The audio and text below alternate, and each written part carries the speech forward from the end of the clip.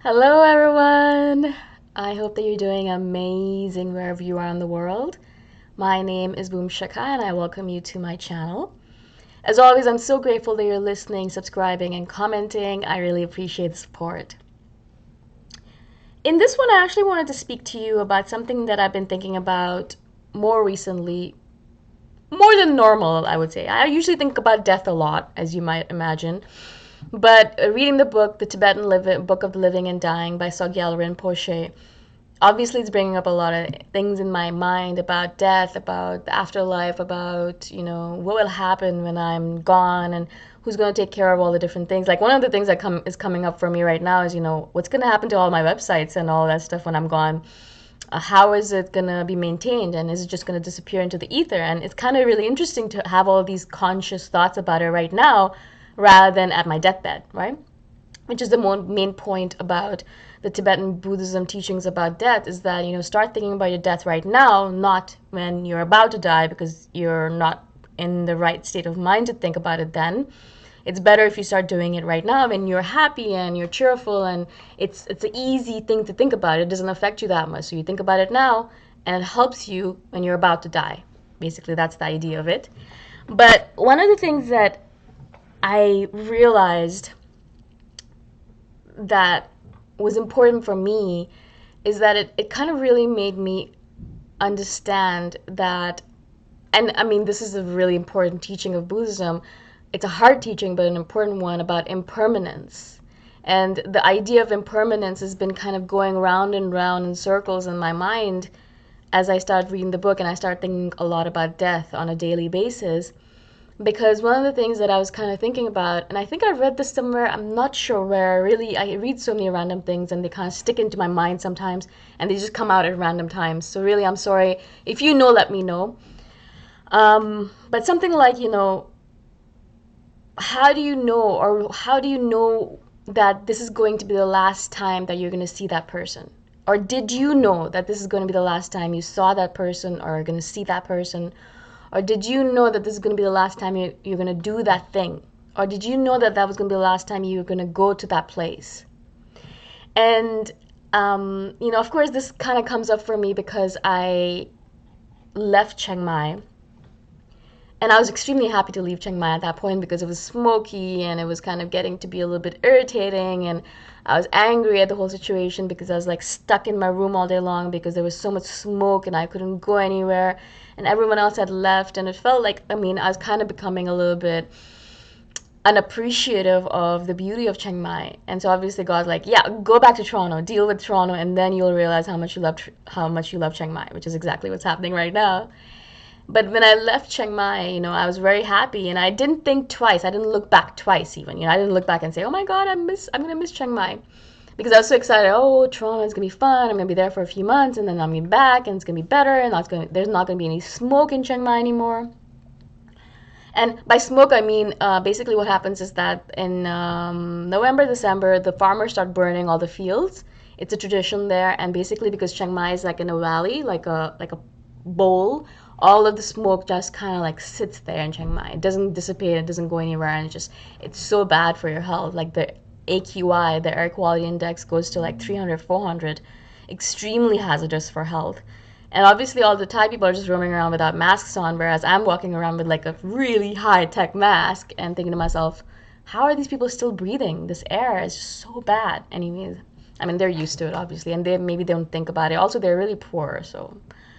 Um, so then, I didn't look back twice, and I was like, ah. And now I think to myself, is that the last time I'm going to see Chiang Mai?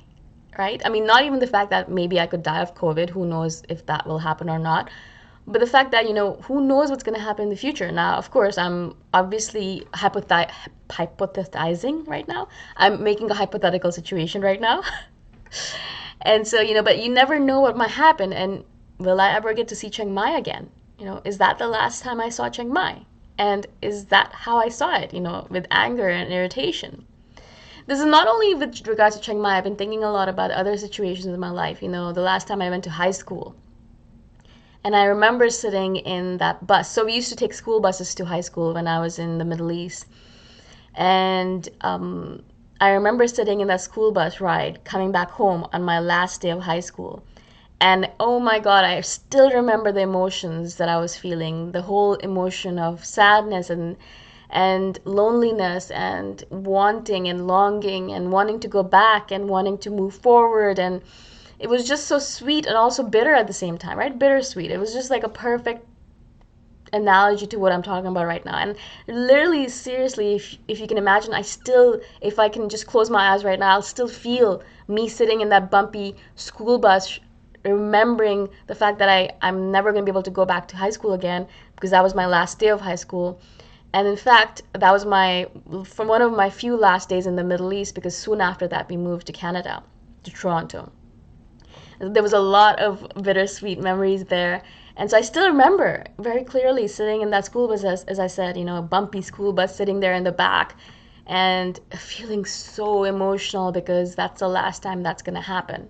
I can never go back. I can never go back to high school. Not that I want to now, of course, but in that moment I was like, wow, this is the last time. So everything felt so real. Everything was all the colors felt so clear, and everything felt so, I was looking at it, so I was so present. Right? I was so present in that moment. All of my friends were around me, and I was looking at their faces, trying to look at it so clearly so I could just kind of picture it in my mind. I can still picture their faces right now. Yeah, and it was so clear, right? Because I knew this was the last time I was going to do it.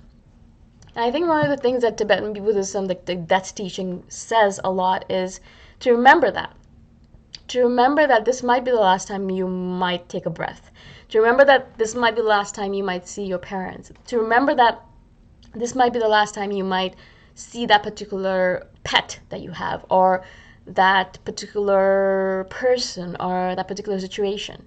To always remember that you never know when all of this is going to end. Not only in terms of Earth, obviously, but your own life, right? You're eternal, your soul is eternal, but this life is not. And it might end at any moment. And this might be the last time you take a breath. So make it a good one, right? Like, this might be the last time you might see your family. So make sure that you're present with them. This might be the last time you might see Chiang Mai, I tell myself. And now whenever I go back, I'll be like, this might be the last time you might see it. So really enjoy it. Really enjoy it, because you might not get to go back, or you might not get to see those people again. You might not get to see those friends again. I think I read also somewhere in the similar vein that, you don't think when you're a child that you think that you're going to see your friends forever and ever and ever. But then one day, that was the last time you saw and played with them. And then you moved on. Perhaps you moved to a different country or to a different high school, or something happened and you moved on and they moved on, and that was the last time you played with your friends. And so how do you know if this is the last time or not, right? You don't know. No one knows, right?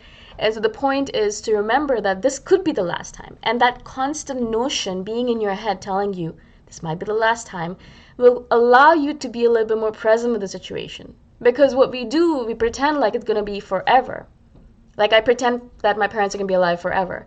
And so I don't have to spend time with them, right? I don't have to do anything with them because I'm telling myself this lie. But the truth is that they are here for a limited amount of time. I am here for a limited amount of time. I might be gone before them.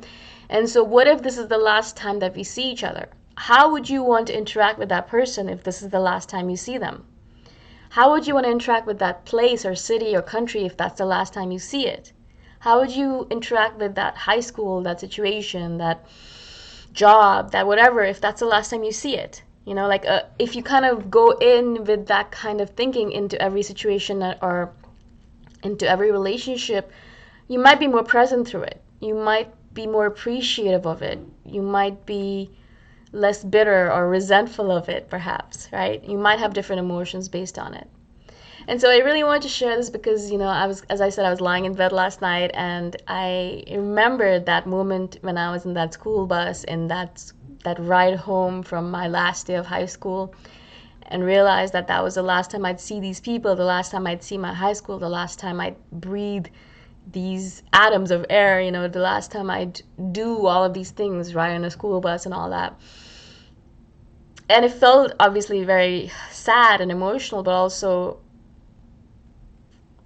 I was so present. I was so alive in that moment because I realized that it was the end of something, also the beginning of something new, obviously, and I was really excited for the future, but also the end of something beautiful. And it was so strong, that feeling, that, as I said, even 20 years later or more, I can still remember that feeling, that ride, so clearly as if I've ridden that school bus yesterday.